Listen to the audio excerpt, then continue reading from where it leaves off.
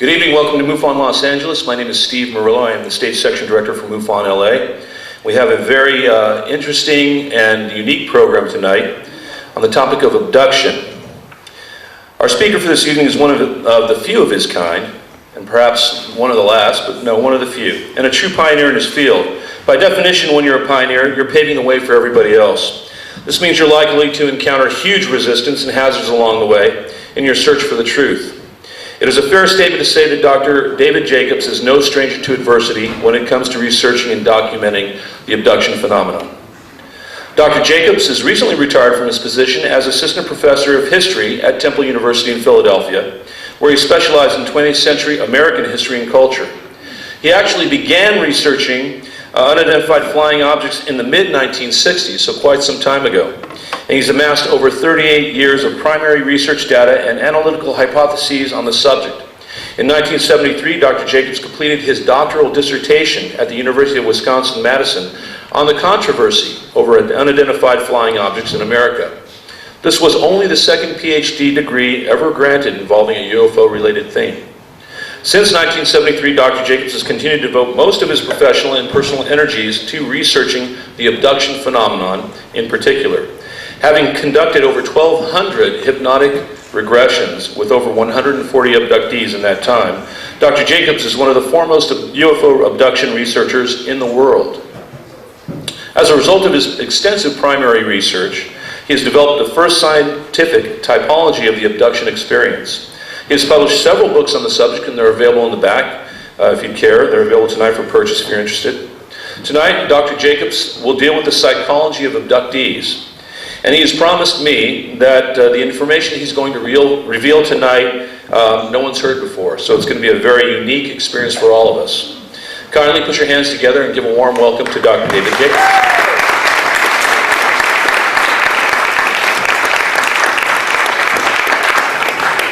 I'm going to give a lecture tonight that is not for the faint of heart.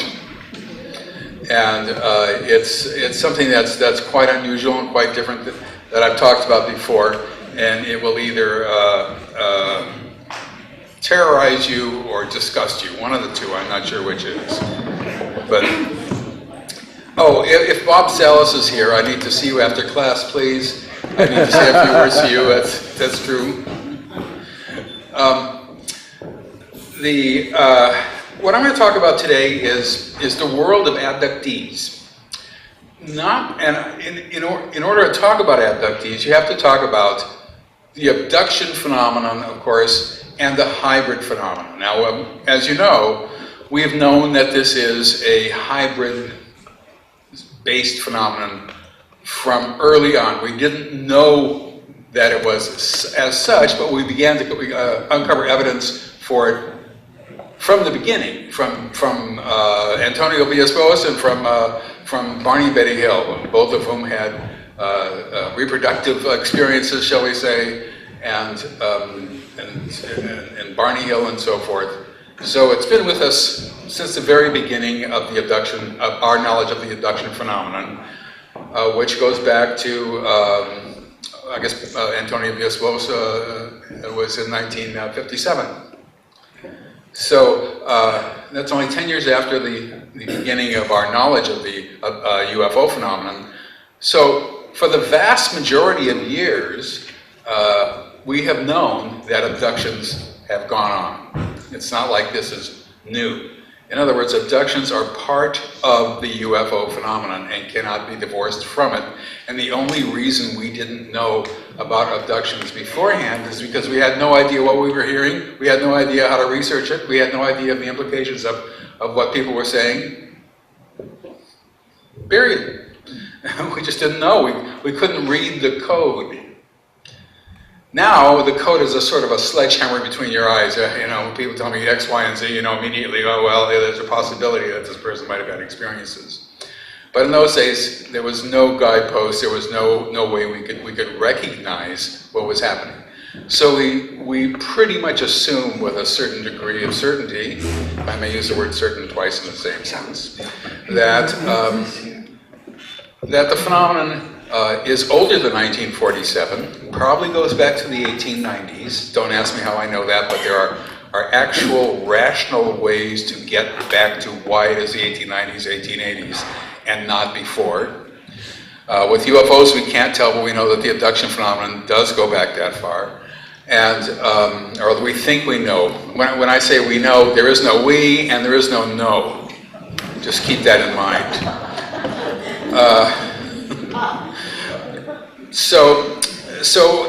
And we began to learn years later that they were making babies, so to speak. In fact, literally creating them. And those babies grew up, and they became toddlers, and they became young kids, and they became older kids, and they became adolescents, and became young people, young adults, and then a little bit older adults, 30s, 40s. Then nothing. We do not know why we don't see older hybrids. You'd think we'd see some who are in their 90s or 80s or something like that, but we don't.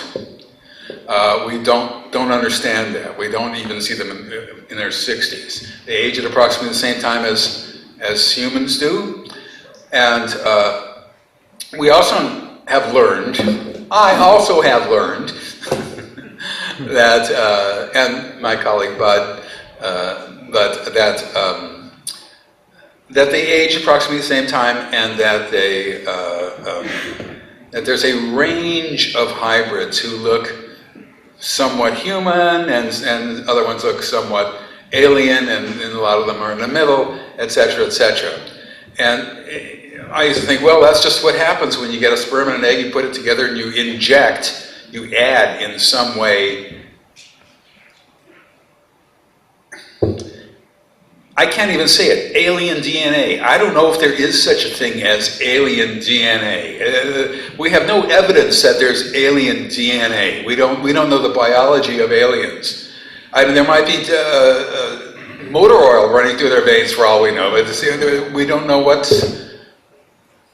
So if you take alien DNA, you inject it into this zygote or whatever it is, you're going to get a curved, a bell-shaped curve. Some are going to look earlier, some are going to look early, sort of stage hybrids who look really alien, but sort of human a little bit. Most are going to look in the middle, and some are going to look sort of more human. And then we learned that if you take the DNA from the hybrid, from any hybrid, and put it into, a zygote, you're going to get a skewed curve. They're going to look more human, less alien, less in the middle. And you just keep doing that and doing that and doing that, and eventually you get ones that look pretty human. Now, how many people were here last time? Oh my goodness, not enough.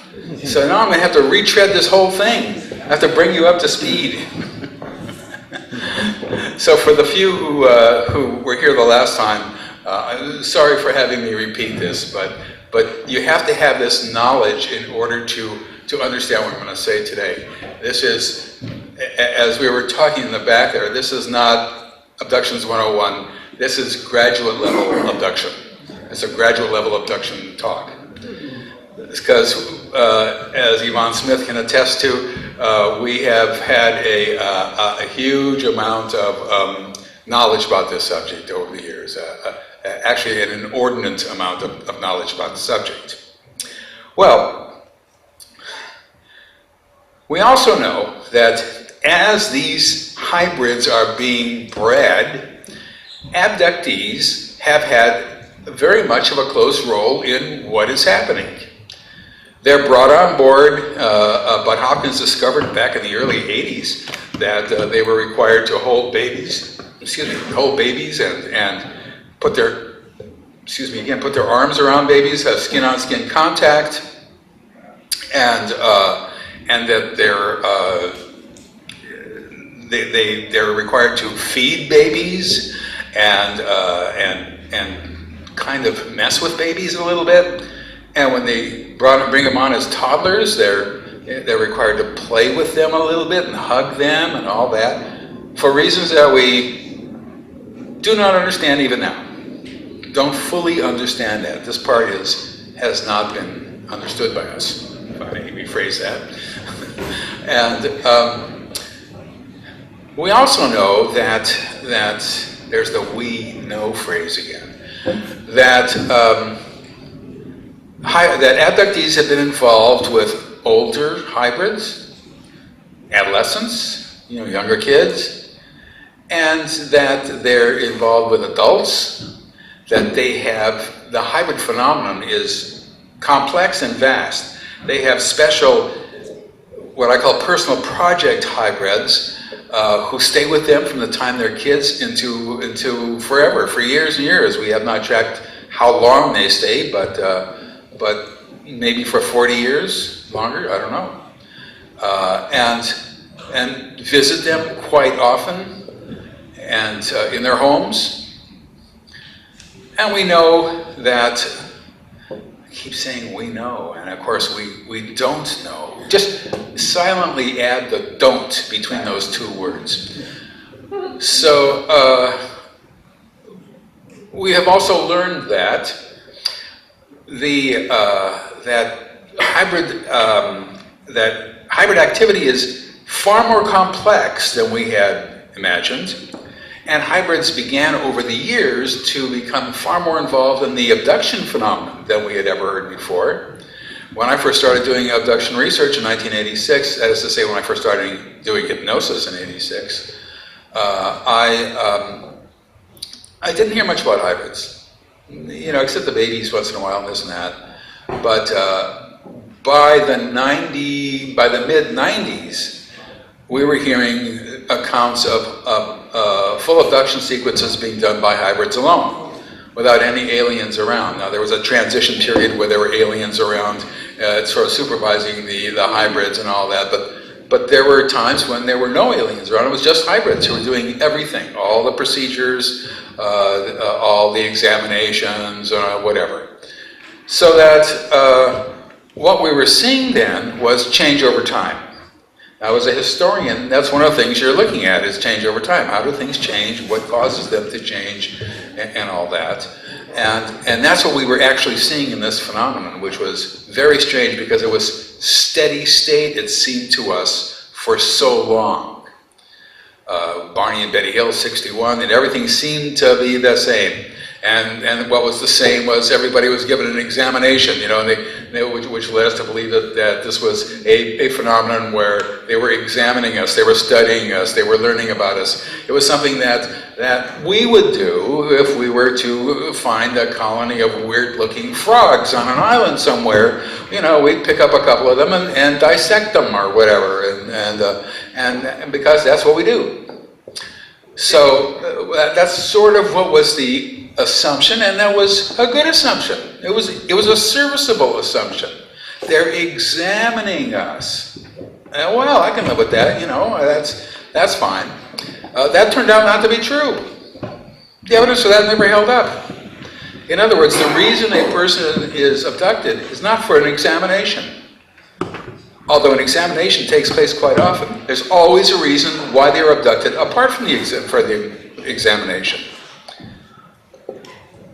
In essence, we cannot absolutely say for absolutely certain that it is an examination. And if it is an examination, it is almost certainly neurologic rather than anatomical in terms of bones and muscles, which you don't seem to be much interested in. But it's neurological. So in other words, the whole concept of lying on a table is not for what people thought it was. Is what it boils down to. Okay, so meanwhile, we're seeing abductees sort of dealing with the tasks that these beings, hybrids or aliens, are assigning them. And sometimes abductees would have to go into a room and teach young children who are sitting on the floor or on special, I can't say the word chair, but on special seats that sort of come out of the bottom of the floor and are flat. And they're sitting on those. There's no backs to these seats. And and listening to what the abductee says. One of the stories I related about this, which I relate all the time because it's the one that I can remember, is that a person stands there and there's a picture of a dog, and the little kids will say, "What's a dog for?" And she'll say, "Well, it's for companionship and it's a pet, and why do you need a dog? Why does anybody need a dog?" That sort of questions about dogs. And then there was a picture of a goat and questions about goats. There was a picture of a horse or whatever, and a picture, and questions like that, like what are these things and what do you do with them and that sort of thing. And so we know that they were in teaching situations. But there was also something else that was extremely puzzling. And that was what in Secret Life I called testing, but later I began to call training. And there's a few words I would change in Secret Life. Actually, there's a few chapters I would change in Secret Life. But you learn more and more and more as you go along with this subject, which is a very important thing to learn if anybody is very, very, very skeptical about it. If this were a phenomenon that were not happening, you would not have a more in-depth phenomenon. You'd have a spread out, not in-depth phenomenon. There wouldn't be anything over there, just be people's imagination not going anywhere. But in fact, this is what the mainstream of people are telling us. So, and then there were these training sequences, and the training sequences had to do with operating a machine device, an electronic device, in a little booth. Well, one woman, for example, had to, every time she saw a number, she had to push a button to associate that number with a color, or something like that. I'm getting this wrong, I didn't think I'd be talking about this. And then she could do this, and she had to press this button when she saw this number, or something like that. And then she had to do it while a being was blocking her by staring into her eyes. And then she could still sort of see the numbers or the flashes, and she still could work this thing. And for me, I thought, huh? What does this mean? How can you reconcile what she just told me with anything that has to do with reality as we know it? Hopefully I'll be able to answer that question at the end of this lecture. How's that for something bizarre? I said hopefully, and I also said maybe. Well, the point was that there was a whole lot of things that were happening that we just drew a blank on. We really didn't know what the heck was going on. I thought that their imaging was being tested, their retinas, something was being tested. And to me, it was a testing situation because I was still within the idea of this is an experimental phenomenon. They're experimenting on us. They're studying us.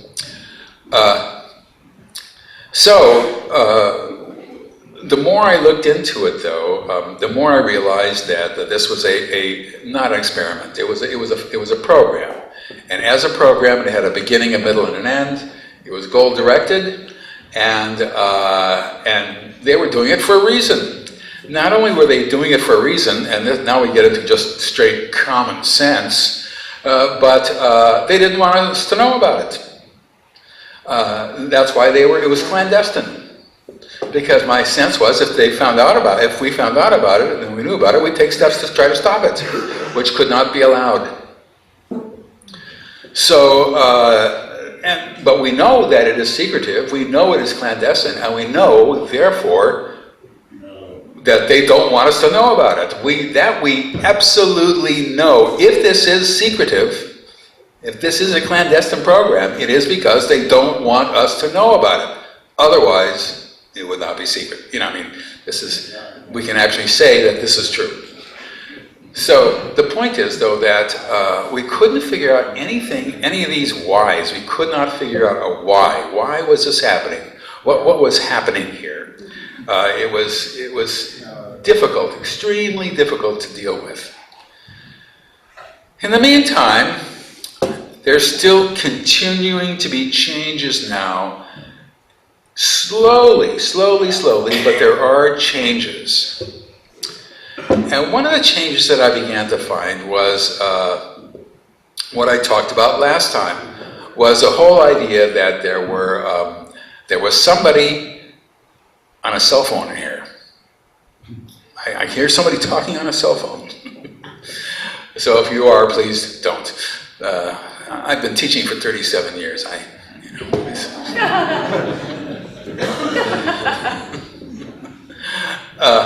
So anyway, the point is that where was I? What was I talking about way back when? In my last sentence. I talk without notes, that's the problem. Anyway, so the point was that the phenomenon itself began to change fairly drastically around, I don't know when. I discovered it around 2003. And then a whole group of people began to say the same thing. And this is what I talked about last time, and it was hybrids moving into apartments. Now, the idea of hybrids moving into apartments is like, you know, it's like a joke. A hybrid and an abductee walked into a bar one day. So it makes no sense, but everything has led to that point. All we knew about the abduction phenomenon ultimately led to that and to nowhere else. There wasn't a group of avenues that we could go down and investigate. It was one trunk. It was one freeway that was headed in one direction. And that's what aliens said. Soon we will all be together. Soon it's all going to be wonderful.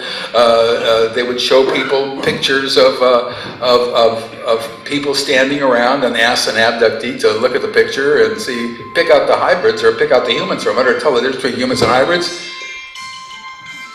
I'm hearing music and there's no one there. And so the situation was such that when they looked at these pictures, they could not figure out the difference between human and hybrid. And they would immediately hear in their mind's ear, because all communication, if you know anything about the abduction phenomenon, is telepathic. They would hear, see, isn't that wonderful? Isn't that great? Soon we will all be together. Soon it's going to be wonderful. Soon everyone will know his place. And when you hear something once or twice, it's not really evidence. I'll give you a little example of this coming up. And but when you hear it over and over and over again, it becomes something that's happening. These are people who are not aware that anybody else is saying the same thing, and in the same phrasing and all the rest of that stuff. And I'm not a Jungian. I'm not into the collective unconscious. So you can just sort of dip in and pull out a thought that everybody else is thinking about. Being abducted by aliens from outer space and what they do, and hang on to that. That doesn't impress me. I don't like that. You know, it's not in the ether. So in 2003, I began to hear about how the whole process of how do you integrate. Wait a second, that's my phone.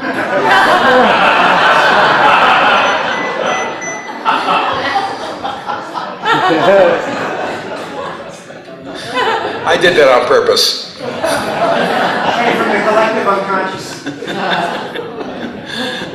So, anyway, what I began to hear is this business about abductees helping hybrids integrate into the society. Now the question is, if this was an integration program, as had been being said for years and years, the question is, how do you do that? How do you do that? It turns out to be a complicated business with different people, different groups having different functions, and there's a bureaucracy involved, and there's a series of procedures involved which allow for somebody to move into an apartment with the help of abductees. Because now abductees were coming in saying that they're helping them do this, helping them put furniture together to show where a chair goes there and a couch goes there, and in front of the couch there should be a table, and you should have a TV there, you know, or something like that, so look at it, and how to make a bed and what a pillow is for, and what goes into a refrigerator and what goes into a pantry, and the difference between the two and things like that. And I was hearing this beforehand, but not in a real-time basis. I was hearing this as young kids would come down, hybrid children with a caretaker, into an abductee's home and take a tour of the kitchen, for example. And they would say, "What's this for?" And she'd say, "Well, it's a stove. And you cook things on this, you know, with fire in a pan and all the rest of that stuff." "Well, how come you have, you can cook things on the top of the stove, but there's an inside, and you can cook things on the inside too. Why do you need two things, you know?" Well, she'd have to explain there's a different way of cooking and blah, blah, blah. And then there was, you know, how a spigot works, what the water is for and all that, and why cans don't go into, you know, unopened cans don't go into the refrigerator. And what do you freeze and what don't you freeze? And what is an ice cube? And how does an ice cube feel? And these are all for like 10-year-olds. Now, I'd heard a lot of these things, but this is not real time because they just came down and they're going back up. They're not moving in anywhere. But you get the sense it's going to happen, to say the least.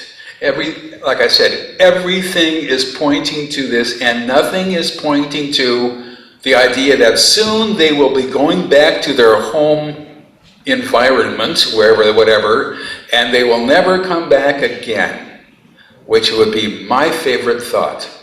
I've never heard that, but what I do hear all the time is soon we'll all be together. It's going to be great, it's going to be wonderful, everybody's going to love it. So I began to put together, I'm actually putting together a book. I've been threatening to do that for years, and I'm still in the threat stage. And of how these beings integrate, what are the trials and the tribulations, what kind of problems do they have, and what's the abductees' roles in them, and et cetera, et cetera.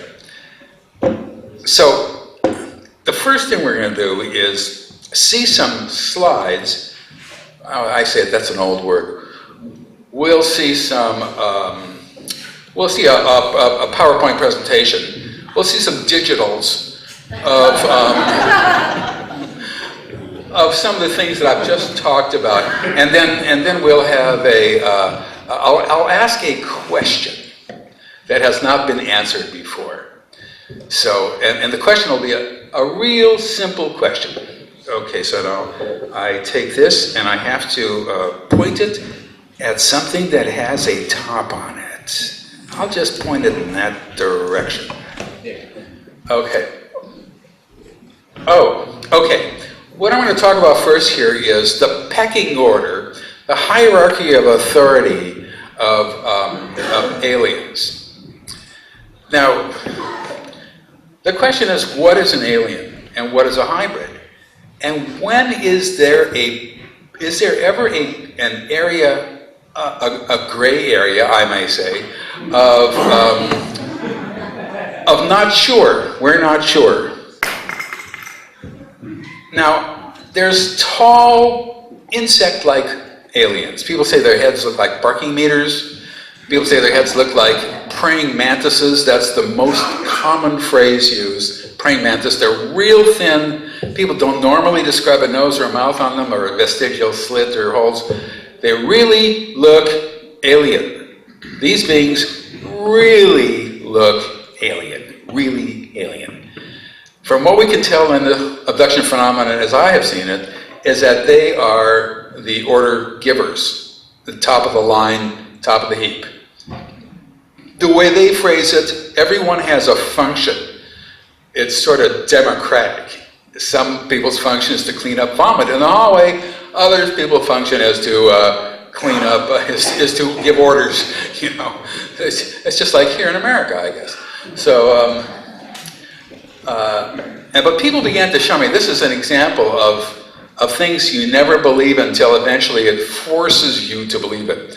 When you ask people, well, what are gray aliens, the gray aliens that we know and love, what are they wearing? They say, well, it's some sort of skin-type gray thing. It's hard to tell what it is. I don't know whether it's actually their skin or not or what, but if it is, it's spray painted on, as one person said. And then I began to hear about these taller beings, and people would say, well, this one's wearing a robe with a high collar. And the answer to that is, yeah, right. Because unfortunately, people confabulate all the time. They say things that are not true. And you have to wait for other people to say the same thing until it becomes evidence, and if you never hear it again, it ain't evidence. And as Yvonne knows, that there's a whole series of questions you ask people at the beginning when they first start on their sort of pathway of finding out what happened to them. All sorts of directly misleading questions. You know it's a misleading. People will listen to you and say, well, you're asking a misleading question. Or, a leading question. You're asking a leading question there. And the answer is, yeah, I know.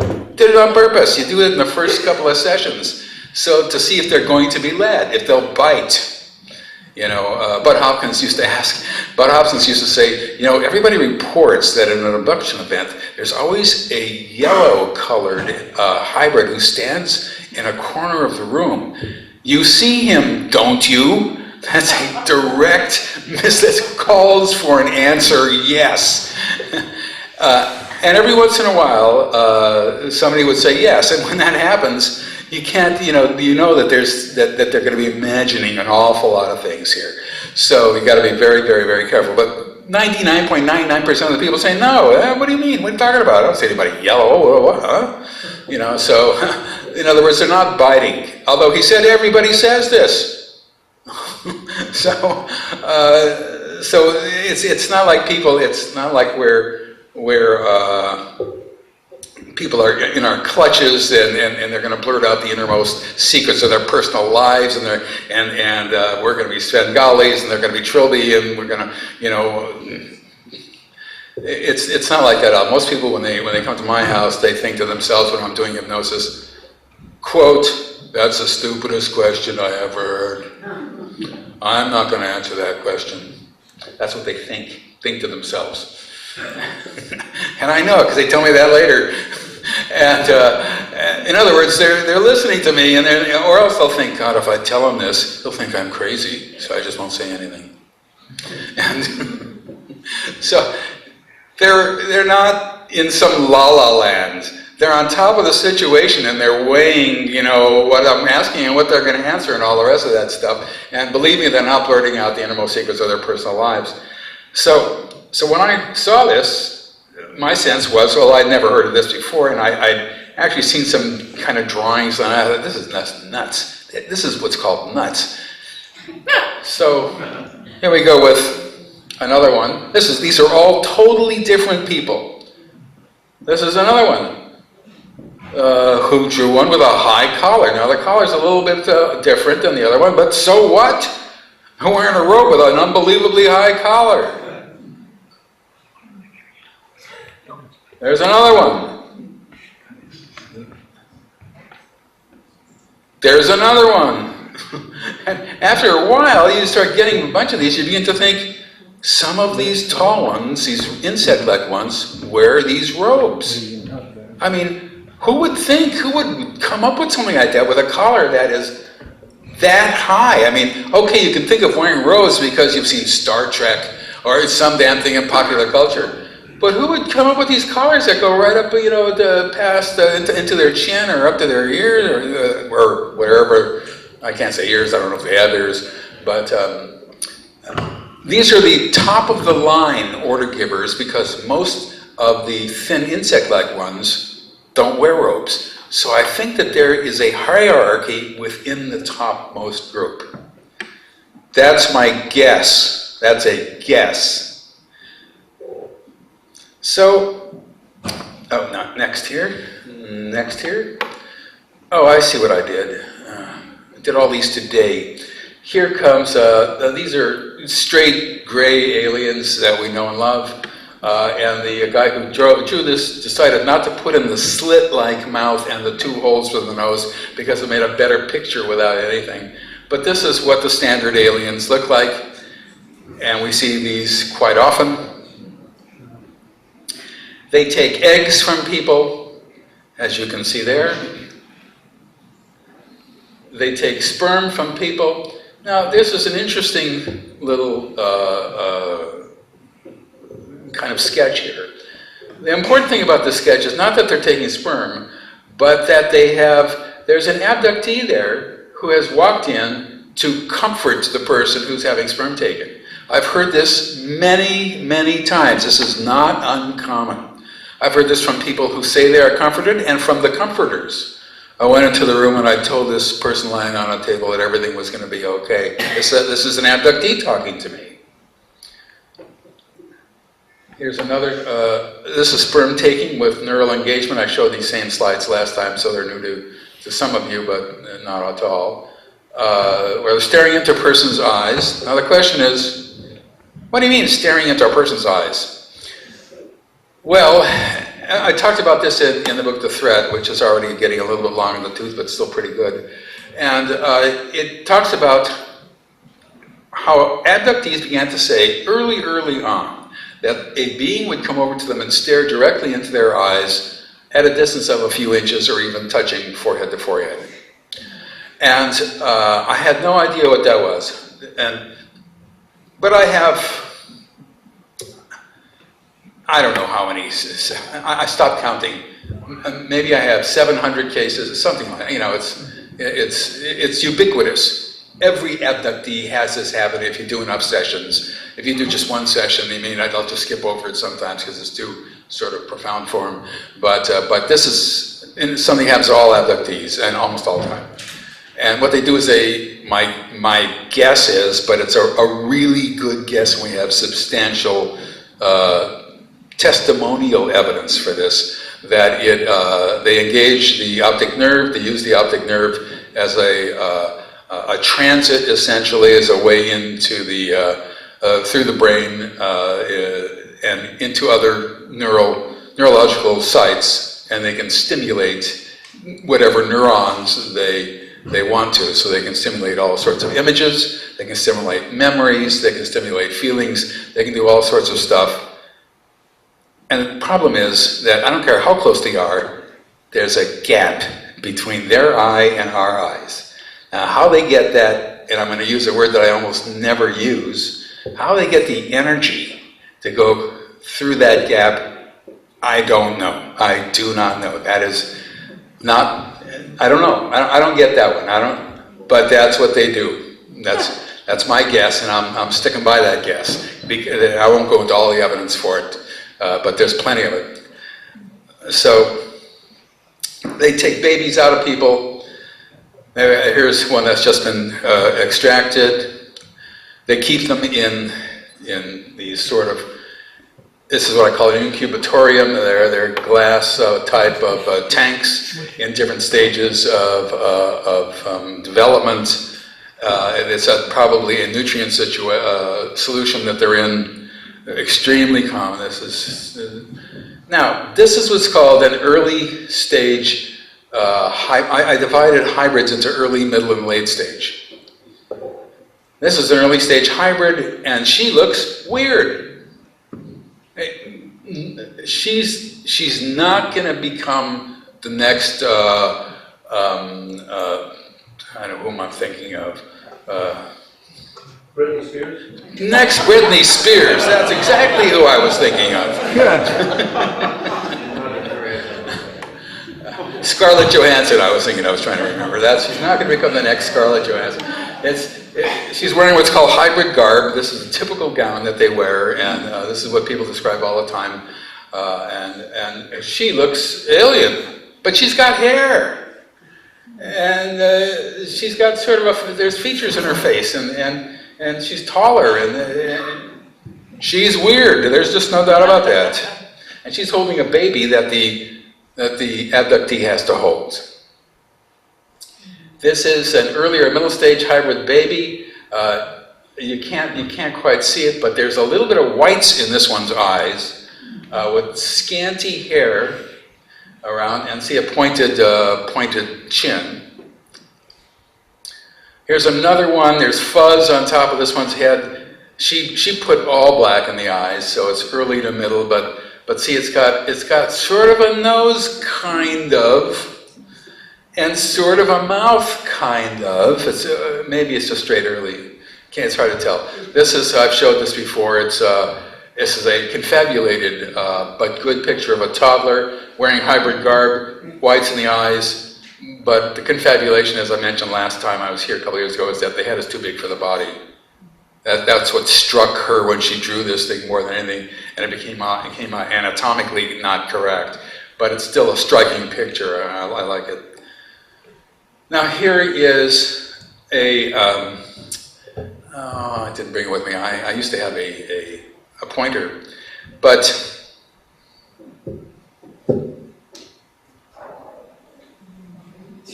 that's the abductee, the one with the hair, who is playing with toys that these abductee children, who look like they're sort of middle stage abductee, they have substantial hair, they have they still have black eyes, but they're more well developed as a human. They're not late stage, and she's playing with their toys, which might be something like that board where she will rub the board and it makes her feel good, or else she'll deal with the board with her mind, and the board she can make her with her mind. She make the board do different flashing lights and that sort of stuff. And a lot of toys. I wrote an article on hybrid toys once. I don't know if anybody ever read that, but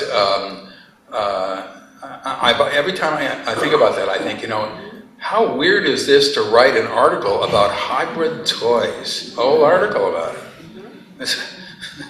It's welcome to my world. Here is the hybrid child is sitting there on the left-hand side with the bottle and the doll, and the other kids, the hybrid kids, are there with their little rag dolls. That's like a middle to late stage hybrid female, and that's a tall gray one. And I'm not sure whether it's the parking meter one or just a tall gray alien, because it's wearing some odd kind of getup. So this might just be a little confabulation on her part. I'm not sure. Here is another drawing of a small child wearing hybrid garb, you'll notice. Probably middle to late stage, maybe even late stage. She still has that little pointed chin, staring deeply into the eyes of an abductee. But see how much hair she's got, and she's got, she looks human. Sort of, kind of, not quite there.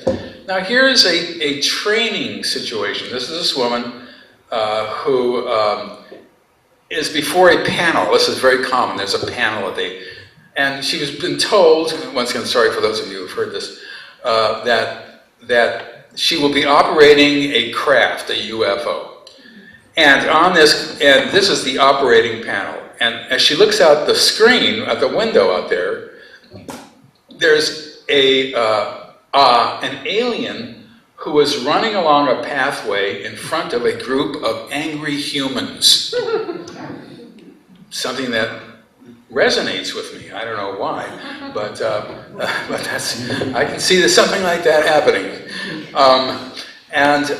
She is to maneuver the UFO over the alien and save the alien. This is what I call a rescue scenario, which is extremely common.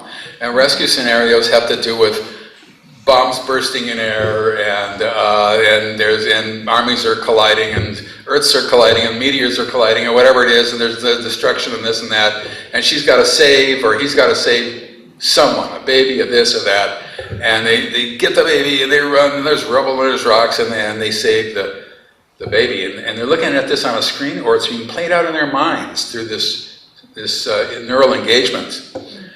Why this happens, we do not know. But it's these rescue scenarios are quite common. Catastrophic scenarios are also common. So, next.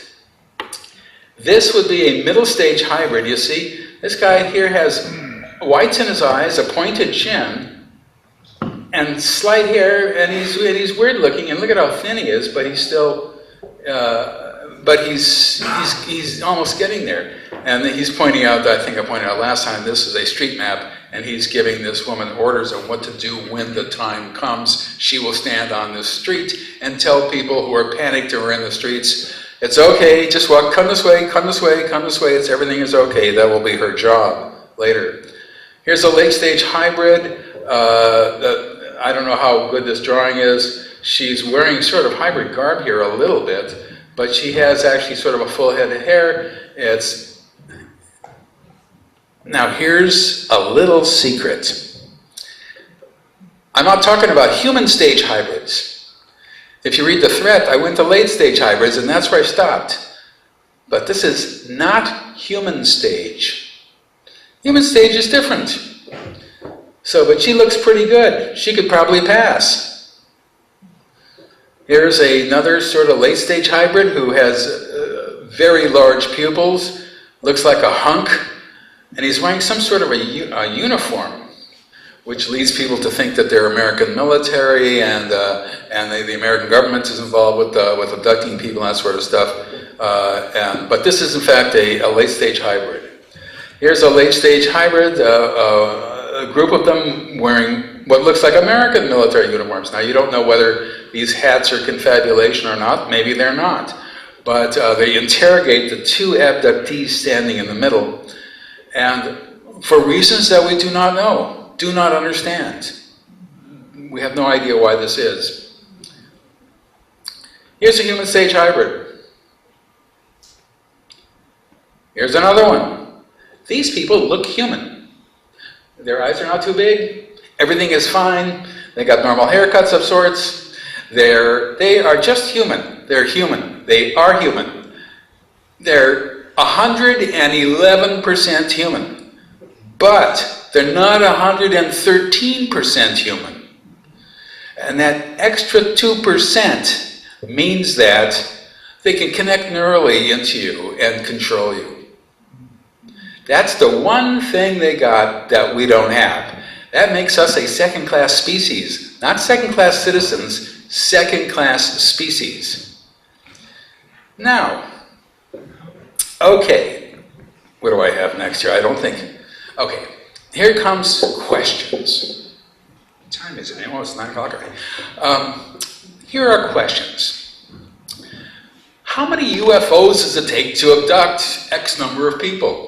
1,000 people, 1,000,000 people, 1 billion people? You know, we got 7 billion people as of, was it 2 Mondays ago? Something like 7 billion people. That's almost as much money as I make every year at Temple University. Almost. And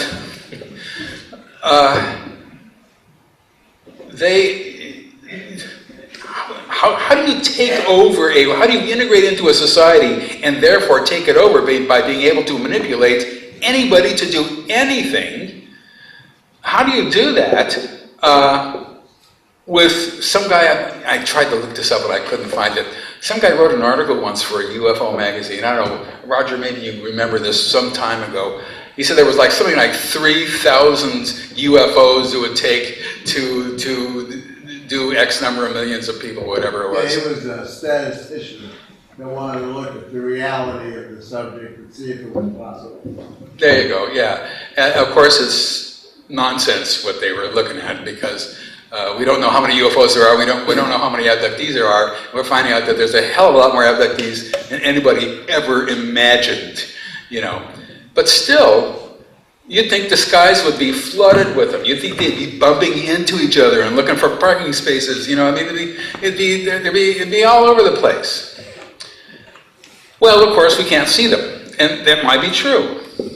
The vast majority of UFOs are not seen, which of course makes the whole thing sound totally crazy, even crazier than it actually is, because people are not seen being abducted either. For the most part, every once in a while somebody is. But Hawkins wrote a very famous, about a very famous case, the Linda case, where there were 24 witnesses to various different aspects of her going out of the window with aliens into an object in the middle of New York City. And And every once in a while that will happen. But for the most part, it doesn't. In a statistical analysis of 6,000 people randomly selected, scientifically randomly selected across the country in 1991, we found that there was a minimum, and I'm saying minimum, ruthlessly minimum, a wrong number. But there was a minimum of 2% of the American population who had experiences that abductees have had and non-abductees don't have. We can't, you have to examine each one, you can't do that, but so that was, like 5 or 6 million people right there. But it's not 2%, it's around 5% probably. And at that point, the numbers get crazy. They're crazy at 6 million. You can't, when you deal with this subject, everything is crazy about it. So you just have to go along with it in a way. So that's just in the United States. So how many UFOs does it take to abduct 2 or 3 million people relatively routinely? And the answer is, I don't know, beats the hell out of me. So, here comes, I guess, the question. If this is the question, and I don't know. Oh, that's not the question. Oh, I left the question out. The question, wait a second. No, I can't go back. Is there not a backward? Well, you finished the question, that's why. Oh. You mean I can't go back ever?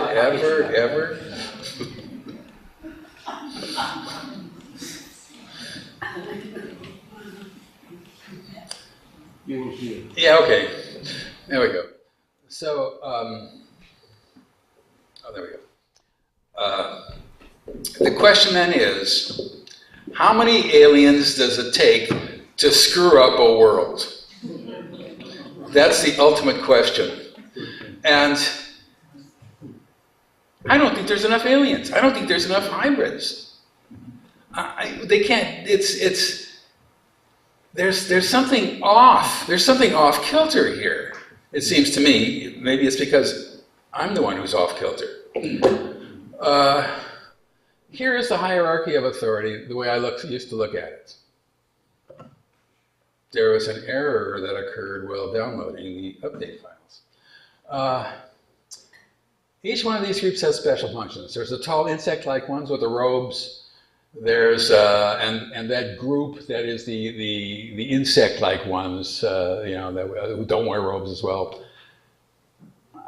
I'm putting in reptilians there, and I probably shouldn't have. I should have put them in below small gray aliens. And I'll tell you why in a second. The question is reptilians. If you go on the internet, there's 180 billion sites devoted to reptilians. I don't know about you, Yvonne, but reptilians come about every once in a while, but it's not the standard thing. It's relatively unusual. What do reptilians do that is significantly different than the taller aliens or than the tall gray aliens? The answer is nothing. But they seem to exude vibes, if I may be scientific about this, that scare people, mainly because they're ugly.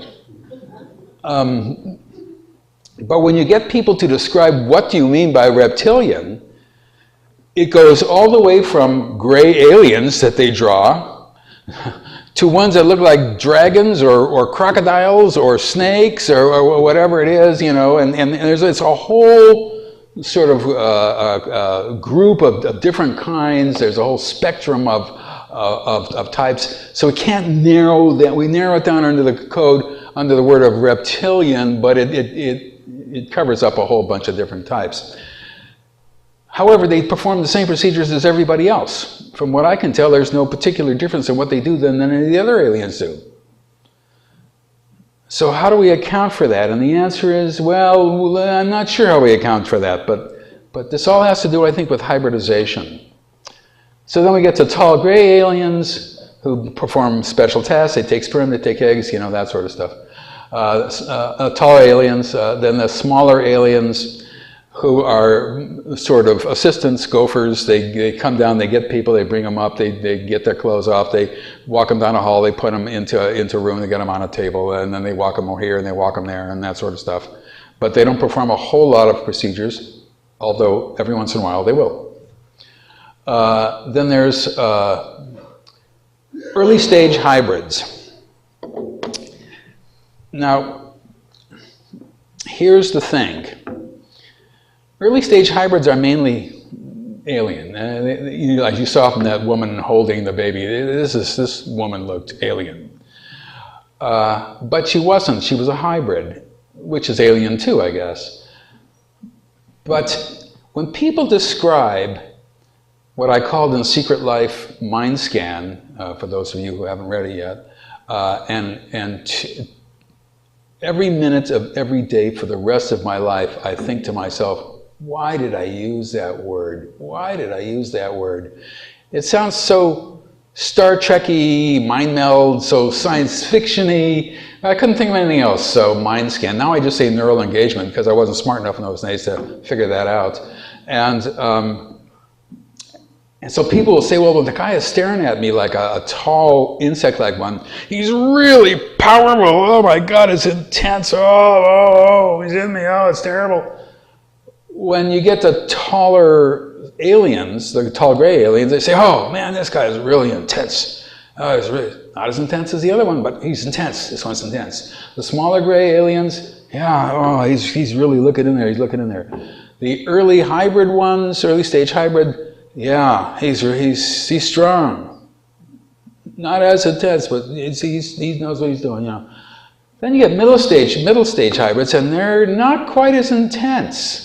Then you get later stage hybrids, and then not that intense, but still they do the job. Then you get human stage hybrids with special functions, which we'll talk about in a little bit, or still do it, but not anywhere in the league of the ones above them. Not anywhere near gray aliens or it's a whole different world of neural engagement. Then you get human stage hybrids. The critical and important thing to remember here is that they can still do it.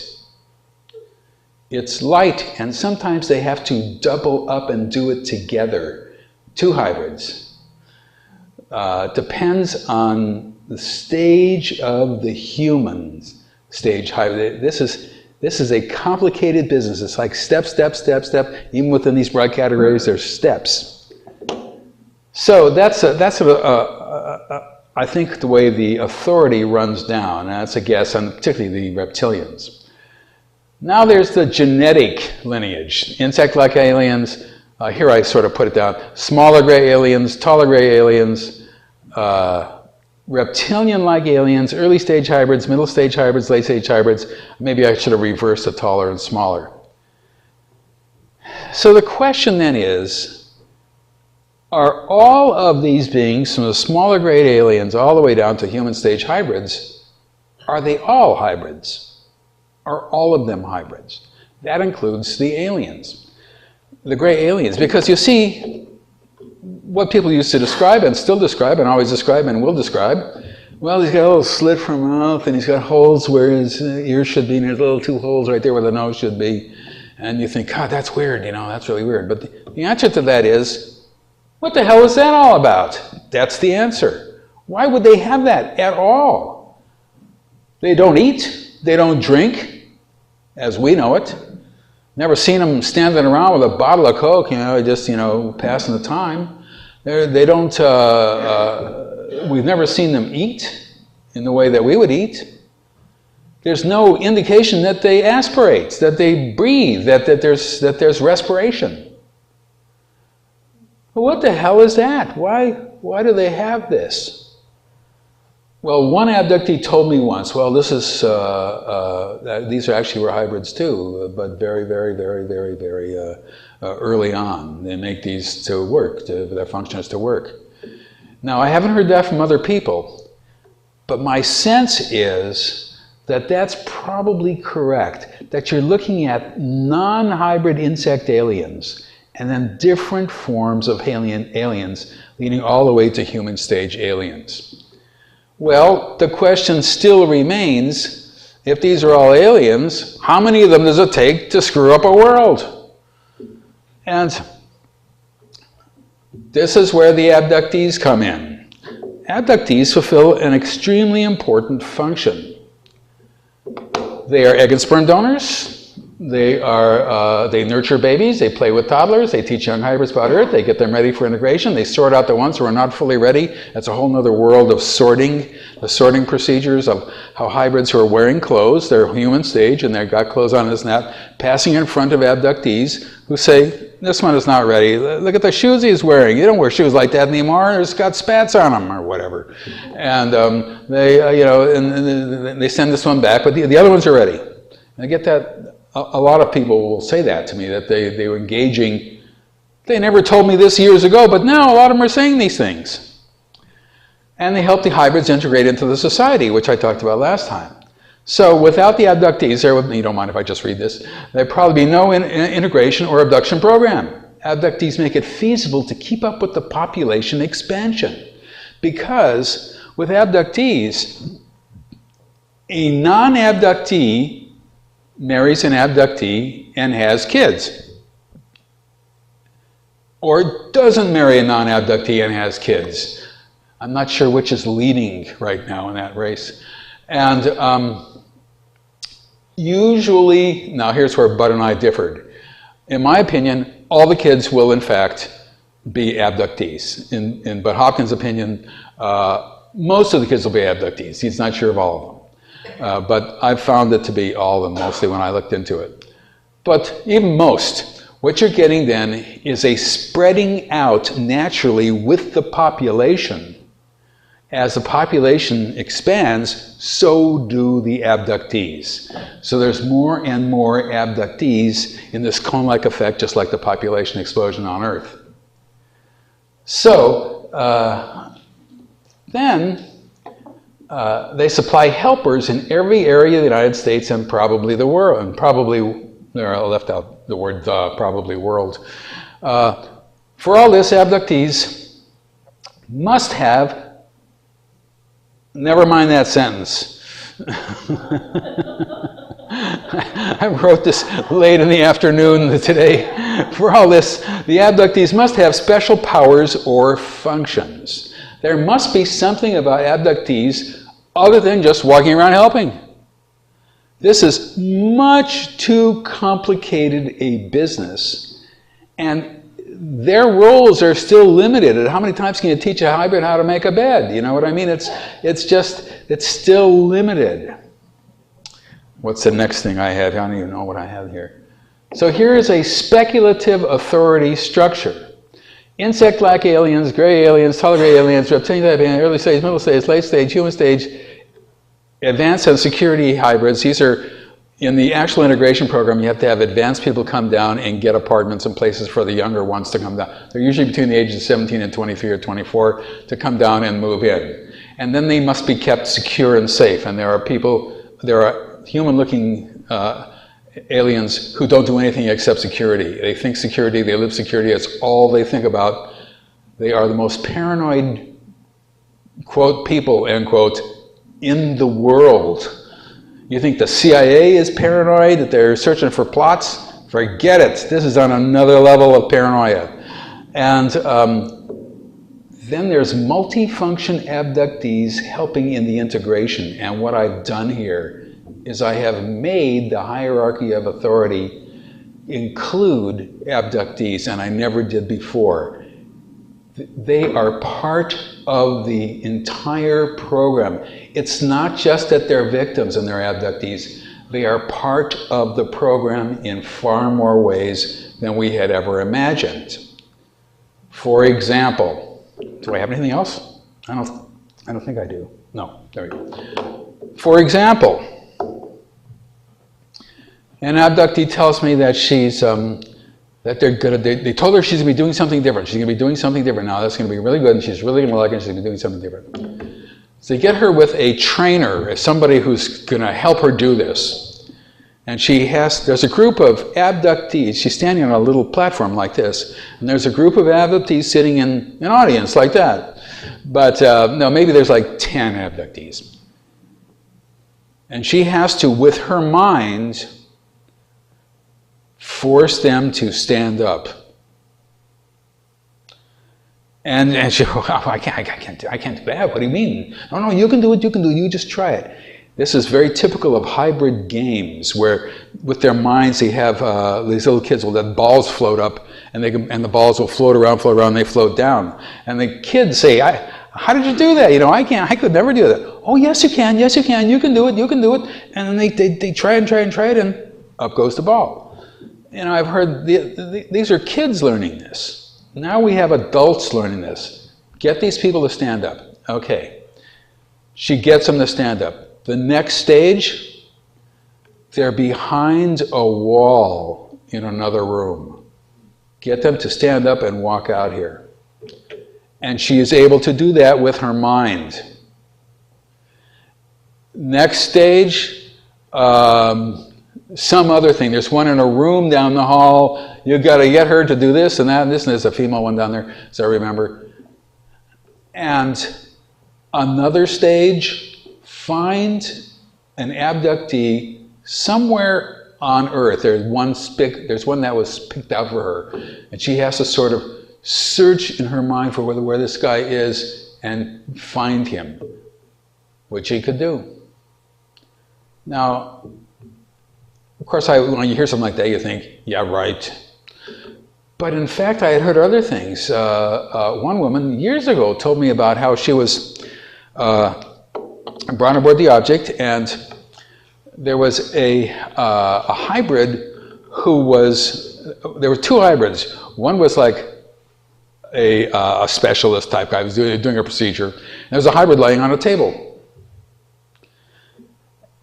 The hybrid standing up has a scalpel-like instrument in his hand, and he makes a cut in the person's neck, the hybrid's neck, on the table.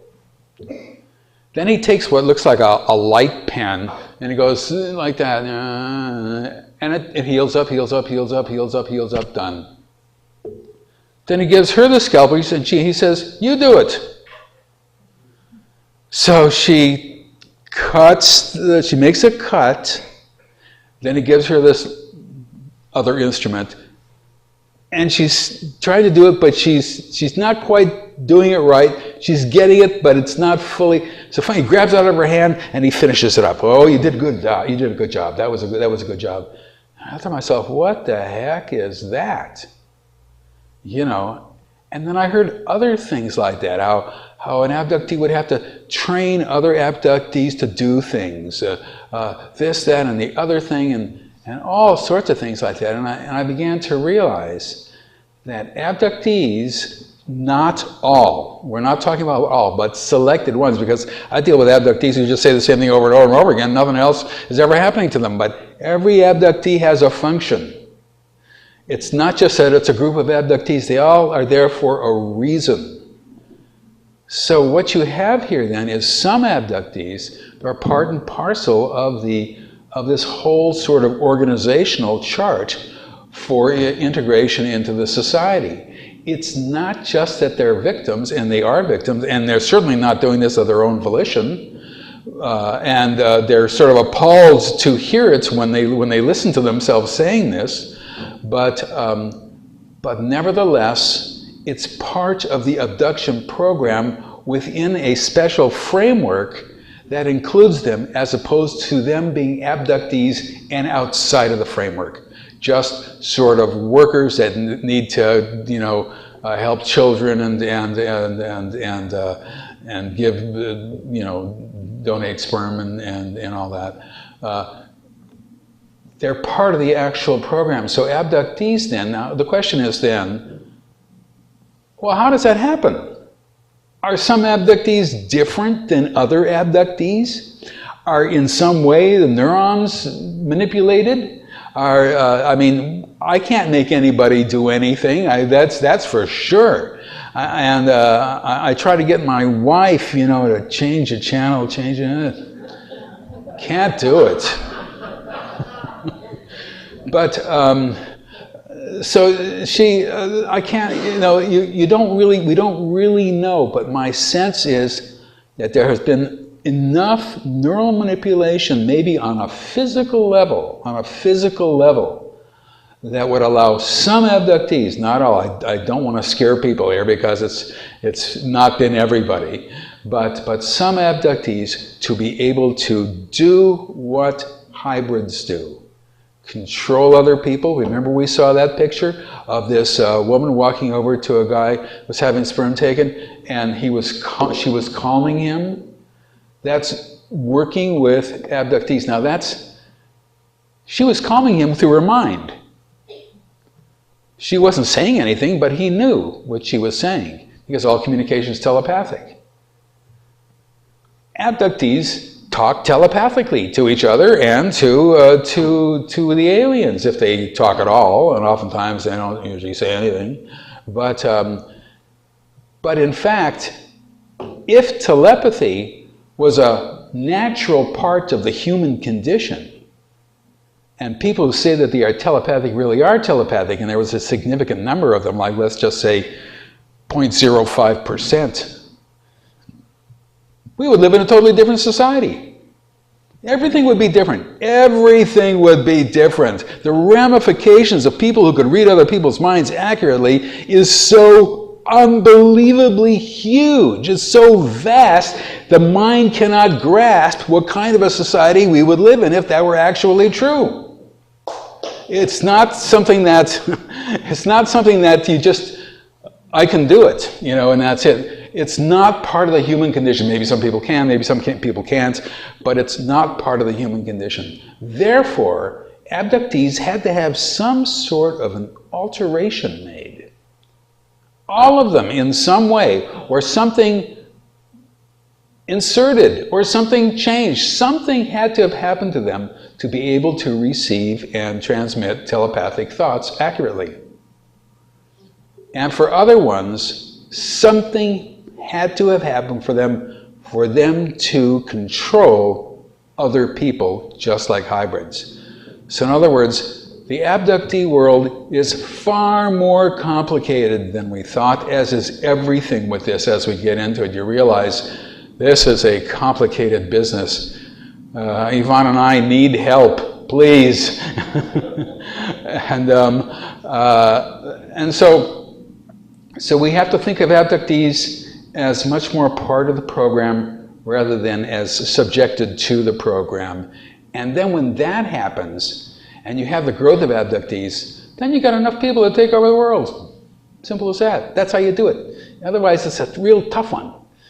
But that's the way it works, according to me. So that's my story, and I'm sticking to it.